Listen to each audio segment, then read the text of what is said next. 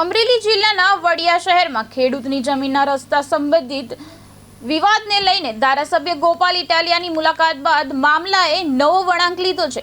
મામલતદાર યોગેશ બારડે અરજદાર ખેડૂત જીવરાજભાઈ સોજિત્રાને રૂબરૂ બોલાવી સમગ્ર પ્રકરણ અને અગાઉના હુકમ અંગે વિગતવાર સમજૂતી આપી હતી। તપાસ દરમિયાન વર્ષ 2022ના હુકમનું પાલન થઈ ચૂક્યું હોવાનું સ્પષ્ટતા થતા મામલતદાર કક્ષાએ કોઈ કાર્યવાહી બાકી ન હોવાનું સામે આવ્યું છે। સમજૂતી બાદ જીવરાજભાઈ સોજિત્રાએ આત્મહત્યાની આપેલી ચીમકી પરત ખેંચી લીધી હતી અને મામલતદારની કામગીરી અંગે સંતોષ વ્યક્ત કર્યો હતો।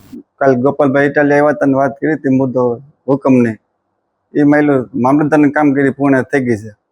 એમાં જગ્યા વધે તો રસ્તો ખુલે, મત જગ્યા વધતી નથી એટલે રસ્તો નથી થાય એમ। હવે સાહેબ કહે છે સિવિલ કોર્ટ, સાહેબ નહીં સિવિલ કોર્ટમાં જવાનું થાય છે, તો હું સિવિલ કોર્ટમાં જઈ। હવે તમે કાલે જે ખેડૂત જીવરાજભાઈ સોજિત્રાની જે રજૂઆત હતી એ બાબતે આજે તેઓને રૂબરૂ કચેરીએ બોલાવી અને અત્રેથી જે 2022નો હુકમ થયેલો હતો એને લાગુ થયેલો છે અને એમના જે રસ્તાની બાબત છે એમાં જે આગળની કાર્યવાહી સિવિલ